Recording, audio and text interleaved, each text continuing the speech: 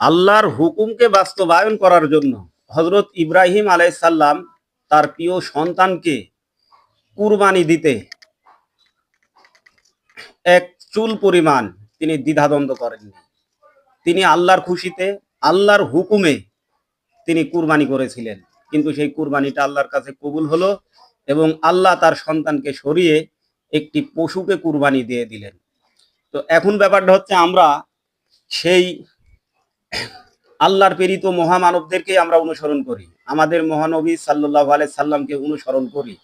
আমরা সেই ইব্রাহিম আলাইহিস সালামের আনিত শরিয়ার দিকটাকে অনুসরণ করেই কিন্তু আমরা এই কুরবানি দিই। কিন্তু আসলে কি আমরা ভেবে দেখেছি যে আল্লাহর হুকুম আসলে আমরা কতটুকু মানছি? আমাদের পরিবার, সমাজ, রাষ্ট্র, এই বিশ্বে প্রত্যেকটা অঙ্গনে আমরা আল্লাহর হুকুম কতটুকু মানছি? আল্লাহর হুকুম মানার জন্যেই তিনি কিন্তু তার সন্তানকে কুরবানি করতে এক চুল পরিমাণ নড়চড় হয় নাই। আমরা আসলে আমাদের জাতীয় জীবনে, ব্যক্তি জীবনে কতটুকু আল্লাহর হুকুম মানছি? এই হুকুম মানার জন্যেই, এই হুকুম প্রতিষ্ঠা করার জন্যেই আপনি যে ত্যাগ করবেন, সেই ত্যাগ করার নামই হচ্ছে কুরবানি। আসল কুরবানি কিন্তু এটাই।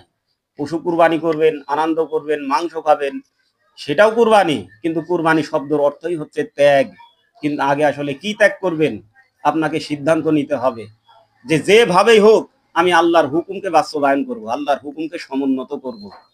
এই বিষয়টা আপনারা বুঝতে পারলে আপনাদের কুরবানি অবশ্যই কাজে আসবে। সবাইকে সালামু আলাইকুম ওয়া রাহমাতুল্লাহি ওয়া বারাকাতুহু। আল্লাহ হাফেজ।